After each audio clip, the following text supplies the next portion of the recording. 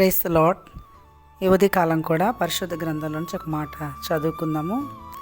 ఆదికాండం 42వ అధ్యాయం 36వ వచనాన్ని చదువుదాం.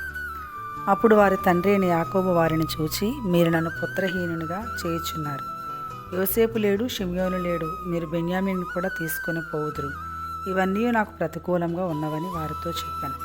దేవునికి మహిమ కలుగును గాక.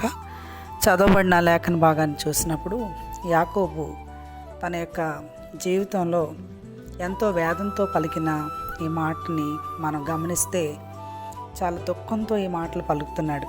తన జీవితంలో అప్పటికే మనకు తెలుసు, యోసేపు చిన్నప్పుడే దూరం అయిపోయాడు. యోసేపు బ్రతుకున్నాడనే విషయం యాకోబుకి తెలీదు. అలాగే ఆ తర్వాత షిమ్యోను కూడా అక్కడ ఉండిపోతాడు. ఆ తర్వాత బెన్యామీను కూడా యోసేపు దగ్గరే ఉండిపోతాడు. ఇవన్నీ మనకు దేవుని వాక్యంలో స్పష్టంగా రాయబడతాయి. అయితే ఈ ఉదయకాలం వాక్యాల్లో మనం చూసినప్పుడు ఇవన్నీ నాకు ప్రతికూలంగా ఉన్నాయని చెప్తున్నాడు యాకోబు. అంటే యాకోబు జీవితం అంతా కూడా తను ఏదైతే అనుకుంటున్నాడో తనకు విరోధంగా అన్నీ జరుగుతున్నాయి. తన వాళ్ళందరూ తనకు దూరం అయిపోతున్నారు. రోజు రోజుకి కూడా తన జీవితం ఇంకా వేదంతో నిండిపోతుంది. అందుకోసమని అంటున్నాడు, ఇవన్నీ నాకు చాలా ప్రతికూలంగా ఉన్నాయని. ఒకవేళ ఈ మాటలు వింటున్న మీ జీవితం కూడా ఏదైతే జరుగుతుందని ఎదురు చూస్తున్నారో అది ఒకవేళ ఇంకా దూరం అయిపోతుందేమో. మీ వారందరూ కూడా ఒకవేళ నీకు దూరం అయిపోతున్నారేమో. పరిస్థితులన్నీ కూడా ఒకవేళ నువ్వు ఒకటి అనుకుంటే మరొక రకంగా నీకు ఒకవేళ ఎదురవుతున్నాయేమో. ఒకవేళ నీకున్నటువంటి స్థితులు లేకపోతే పరిస్థితులు ఏవైనా కూడా నీ జీవితంలో ఒకవేళ నిన్ను దుఃఖానికి వేదనకి ఒకవేళ గురి చేస్తున్నాయేమో. యాకోబు జీవితం కూడా అలాగే యాకోబుకు అనిపించింది, అన్నీ ప్రతికూలంగా ఉన్నాయి నాకు అని చెప్తున్నాడు. అయితే ఆ తర్వాత చూస్తే యాకోబు జీవితం ఎంత అద్భుతంగా తన జీవితం దేవుడు తన ప్రణాళికలో నడిపించాడో మనకు తెలుసు. తన పిల్లలందరూ కూడా సజీవంగానే ఉన్నారు. అందరికంటే ఎక్కువగా యోసేపుని దేవుడు ఎంతో అద్భుతంగా ఆశీర్వదించాడు.